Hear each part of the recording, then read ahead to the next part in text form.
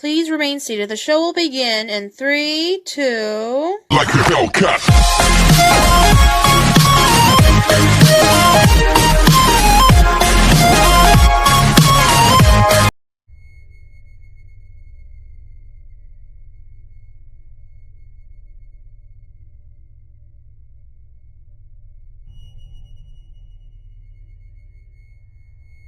For more awesome content, like and subscribe now.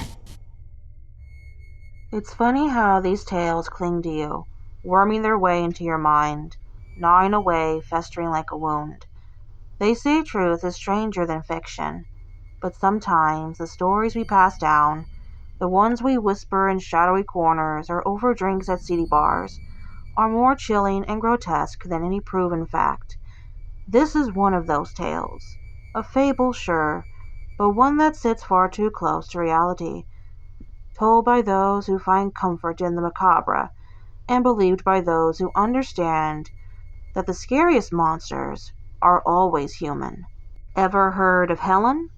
The lonely, gaunt old woman who ran that ramshackle diner out on Highway 22.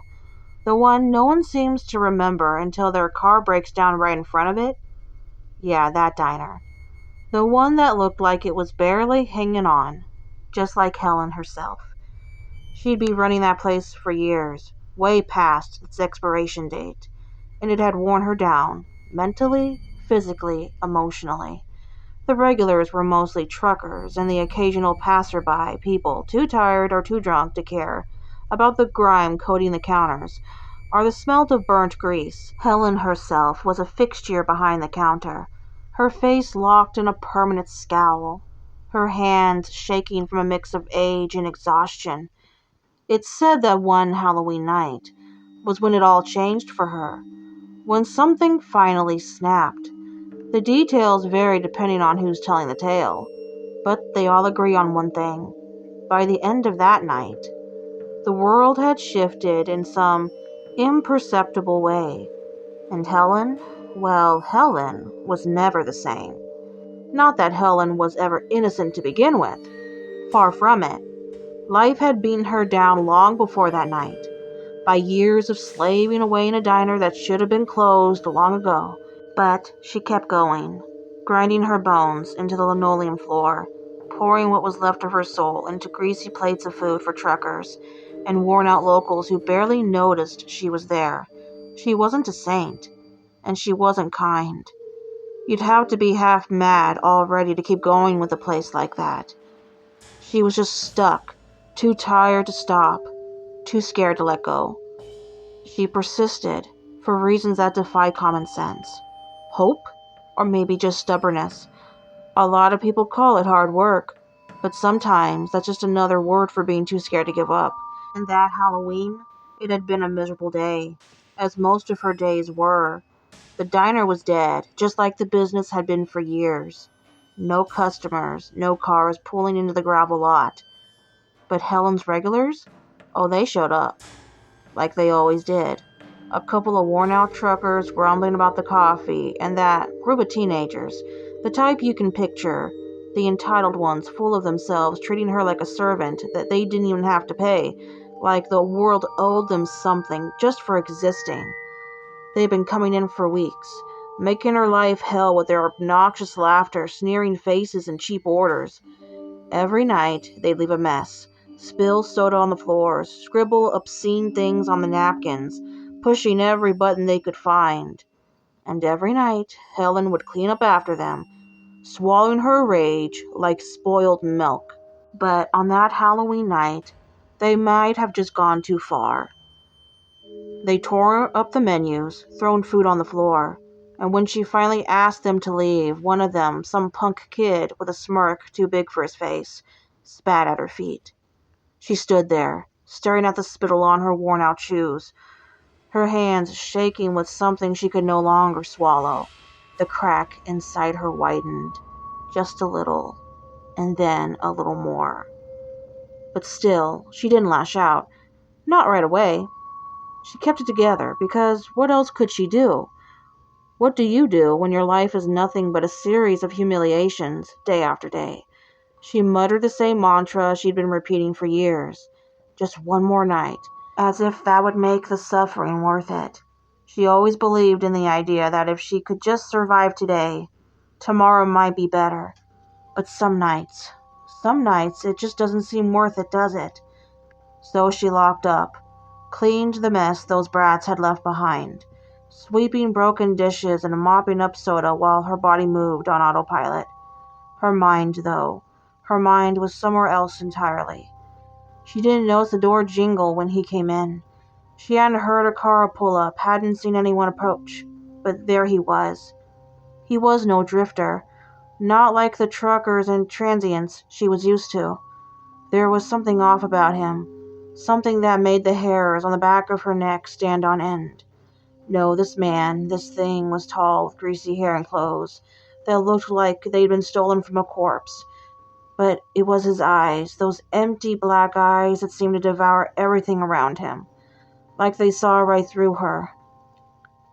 "Can I help you?" she asked, forcing the kind of smile that comes out like a grimace. The man sat at one of the booths, his movements slow and deliberate, as if he had all the time in the world. "Yeah," he said in a voice so low and gravelly, it seemed to vibrate in her bones. "I'll take your special, the one that isn't on the menu." For a second, Helen just stared at him, her mind struggling to catch up. She didn't know what to say to that. I mean, what do you say to someone who looks like he's asking for your soul on a plate? But here's where it gets interesting. Instead of sending him on his way, she hesitated. Why?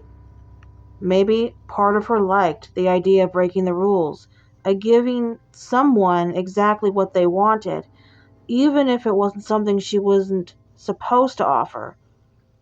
"I don't have a special," she stammered, her voice thin, almost pleading. "Just the usual burgers and fries, meatloaf, breakfast all day." "I'm not looking for any of that." His eyes narrowed as he leaned forward, his voice like the scrape of a blade across stone. "I want what you keep hidden away. The flesh that's fresh, unspoiled." Her blood ran cold. She blinked, trying to make sense of what he was saying, but the words didn't fit into anything that made sense. "Flesh? I don't know what you're talking about." "Oh, I think you do," he interrupted, his voice dripping with something darker than mere hunger. "You know exactly what I want, and I think it's time you serve it." For a moment, time hung, suspended in the air. The crack in her mind widened, and then something slipped through. In that moment, it wasn't fear that seized her. It was curiosity, the kind of curiosity that gnaws at the back of your mind, that asks you, just once, to break the rules. What if she gave him what he wanted? She wasn't the good woman, the rule follower, the one who always did what was right. "I can't," she whispered, her eyes flickering towards the kitchen as if searching for a lifeline. "I don't have anything like that." The man didn't move. He just sat there watching her, like he knew the struggle inside her, and was waiting for it to resolve itself. "Then you better get some," he said, his voice soft, patient, terrifyingly calm. Now she should have thrown him out right then and there. That's what any sane person would have done, but she wasn't sane, not anymore. Weeks of dealing with those nasty kids, months of her watching her diner fall apart, years of enduring the slow decay of everything she built. It had worn her down to the bone. "I'll see what I can do," she said, like she was talking to any regular customer, like she was making him a damn cup of coffee. The air grew thick, heavy with a tension that made it hard to breathe. She glanced towards the kitchen, a mixture of dread and intrigue, all of it gnawing at her insides.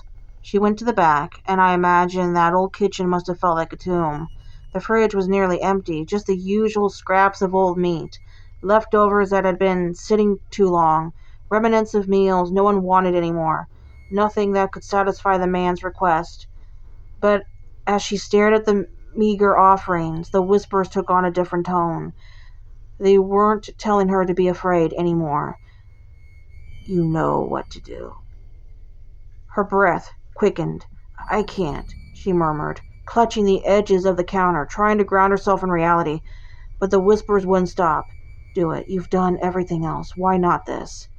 She glanced around, her eyes landing on the old shotgun that hung on the wall, a relic from a time when she still believed in the safety it promised. Her fingers trembled as she reached for it, the cold metal sending a jolt of adrenaline through her veins. I'll get it. I'll find what you want, she whispered to herself, her voice shaky but determined. The night outside was cold and still, the wind howling through the trees like the wails of lost souls. Helen stumbled into the darkness, the shotgun heavy in her hands, her breath coming in ragged gasps. She didn't know what she was looking for, only that she had to find it. Something, anything. Just a quick hunt, she told herself, just one sacrifice, and then it'd all be over. The darkness was thick as she wandered away from the diner, the moon a silver in the sky, casting jagged shadows across the ground. It felt as though the very earth held its breath, waiting for her to make a choice. In the distance, she heard a rustling, a sound that pulled her closer, beckoning her into the depths of the night. But what was she hunting for, really? An animal, a victim, or the last piece of herself? It didn't matter. She found something. There in the underbrush, she spotted a small creature. Lost, innocent, perhaps a rabbit or a deer. She didn't know for sure, she didn't care. It didn't matter. It trembled as she approached, its eyes wide with fear. It will be okay, she murmured, her voice barely above a whisper. Just a quick meal, nothing personal. Her hand shook as she raised the shotgun, the world narrowing to that single moment, the trigger heavy beneath her finger. You'll feed 'em, she said, her voice rising in urgency. You have to. One shot, that's all it took. The crack of the gun shattered the stillness, and with it, whatever humanity Helen had left. Helen stood over its crumpled, lifeless body. The deafening echo of the shotgun blast still reverberated through her skull. Its eyes were wide, frozen in a final moment of terror, and its blood slowly seeped into the dirt beneath it, a sacrifice to something greater than herself. She didn't know what she had killed. It didn't matter. She grabbed it by the legs, trying to ignore the wet warmth of the blood now soaking into her apron, and began the slow, agonizing trek back to the diner. Every step felt heavier than the last, the darkness pressing in on her from all sides, as if the night itself were alive, watching her, judging her. When she reached the back door of the diner, her limbs ached with exhaustion and her mind was frayed to the point of unraveling. She stood there for a moment, staring at the faded sign above the door, the one that promised best diner on the highway, a promise long broken just like everything else in her life. She pushed the door open with her shoulder, the hinges creaking in protest, and stumbled inside. The warm, greasy air hit her like a wall, mixing with the stench of blood and dirt. The diner was eerily quiet, the fluorescent lights flickering weakly overhead, casting long, distorted shadows across the empty booths. And there he was, still sitting at the same table, his black eyes locked onto her the moment she had crossed the threshold. He hadn't moved. He hadn't so much as blinked. For a second she thought she saw a flicker of a smile on his gaunt face, but it disappeared so quickly she wasn't sure if it had been real. The man said nothing. He simply watched as she heaved the limp body onto the counter, her hands slick with blood, her mind racing with thoughts she couldn't control. Helen fumbled with a butcher knife, her fingers slipping on the handle. As she began to slice into the creature's flesh, the smell of blood filled the air, metallic and sharp, as the blade cut deeper. She worked mechanically, her movements no longer her own, with a precision she didn't remember possessing, carving away the skin, separating muscle from bone. Each slice was cleaner than the last, each cut more perfect. She cooked the flesh, seasoned it like it was any other meal, maybe even hummed a tune while she worked, a tune from her childhood perhaps, who knows. Something innocent, though nothing about this moment felt that way. But what was truly disturbing was how right it all felt, as if she'd finally found the missing piece of herself, the part that had always been willing to feed the darkest appetites, even at the highest cost. The meat sizzled on the grill, the smell of blood and burning fat filling the air. "Just a little more," she whispered, trying to drown out the guilt clawing at her insides. "He needs this. He'll love it." Was it a confession or a plea? The man sat patiently at the booth, watching her with those unsettling eyes, a predator savoring the scent of blood in the air. "Good. You're doing well, Helen," he murmured, his voice wrapping around her like cold fingers. "Just keep going." As she plated the dish, a sense of triumph swelled within her. "You'll love it," she said, her voice trembling but resolute, as if she was trying to convince herself as much as him. "I promise." The man leaned forward, taking the plate with a slow, deliberate motion. His gaze remained locked on her, a connection that felt too intimate, too invasive. His eyes never left hers, and she knew without him saying a word that she had given him exactly what he wanted. He took a bite, his eyes closing in rapture. So rich, so delicious. Helen felt a surge of satisfaction blossom within her, twisted in ecstasy that filled the void of her sanity. She couldn't help but feel a sick sense of pride. She'd done it. Isn't that what she had wanted? What we all want deep down? To be recognized, to be appreciated, even if it's for the worst parts of ourselves. As he devoured the meal, a creeping unease began to unravel the edges of her euphoria. The whispers returned, slithering into her thoughts like snakes, winding through her mind with cruel intentions. "What have I done?" she murmured again, her voice a broken echo. The room felt suddenly smaller, the air heavier, thick with the smell of cooked meat, and her own unraveling sanity. The man finished, his lips curling into a smile that felt more like a sneer. "You're quite the chef, Helen. You've outdone yourself," he said, his voice thick with approval. "I've outdone myself," she blinked, the world spinning and warping around her. "But what was it? What did I cook?" The shadows in her mind whispered cruelly, teasing her with answers she didn't want to hear. "I'll be going now." The man rose from the booth, his movement fluid, unnatural. "Thank you for the meal." His eyes glittered with something dark, something knowing. A pit opened in Helen's stomach, realization just beyond her reach. "Wait, She started, but the words fell away as he turned to leave. He lingered at the door, a shadow against the dim light, a shadow of something far worse than a man. "This is the night you'll always remember, Helen. The night you stopped pretending. The night you finally became what you were always meant to be." And then he was gone, leaving her alone in the empty diner. The room echoed with silence, save for the whispers that still swirled around her, more insistent than before. They clung to her like the grease and red stained on her fingers, like the blood in the cracks of the floor. She stood there, heart racing, unable to shake the feeling of impending doom, leaving her with nothing but the whispers and the weight of what she had done. She finally understood. This is what she had been all along. Someone capable of anything, so as long as someone wanted it badly enough. A manic laugh bubbled up from her throat, starting as a soft, nervous chuckle, then growing louder, more frantic, until it rang out in the stillness.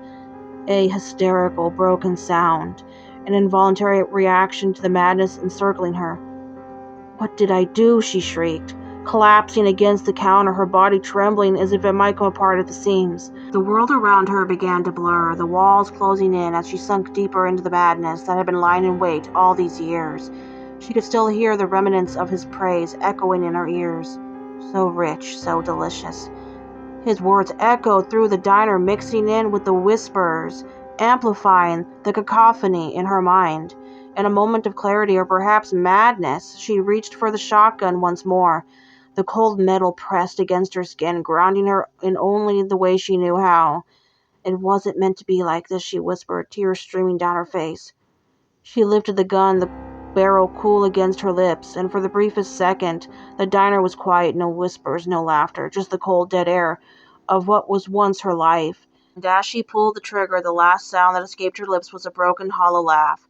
It was the sound of everything she had become, everything she had lost. The world faded to black, the shadows consumed her, and Helen became nothing more than a whisper in the dark. Who knows if that part is true? But I'd like to think it is. After all, some endings just make more sense than others. The man, maybe he was never real. Maybe he was just a manifestation of the thing Helen couldn't face. The thing gnawing inside her all these years. People say you see what you want to see when the cracks start to show. Maybe that's all he ever was, her reflection. Twisted into something darker, something she could finally blame. After all, the mind has a funny way of conjuring monsters when we can't confront our own guilt. And sometimes the most terrifying thing is realizing you've been haunted by nothing but your own thoughts. The monster in the mirror. The one that wears your skin better than you ever could. Whether she had truly served that shadow of a man or not, she definitely fed something that night. Something real, something still breathing. And maybe when it took that first bite, she realized that the hunger wasn't his at all. Perhaps it had been hers all along. The diner is still there, quiet, empty. People avoid it now, not out of any real memory, but because something about it just feels wrong. There's an unease, a kind of sickness that settles in your gut when you drive by, like something is watching you from behind those dark windows. The neon lights flicker occasionally, though no one's ever seen it fully lit. Nobody mentions Helen by name anymore. Not directly, anyway. Just hushed conversations, exchanged in dark corners, stories shared around campfires, with a nervous chuckle. They say Helen is still in there waiting, for what no one really knows.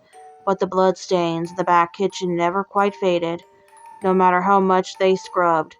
And sometimes, just sometimes, the flicker of the neon sign isn't as random as it seems. Maybe it's trying to call someone back. Maybe one day the door, though locked for years, will creak open for just the right person. And when it does, maybe that feeling in your stomach won't be dread or fear. It won't be unease at all. No, it'll be hunger. Thanks for listening.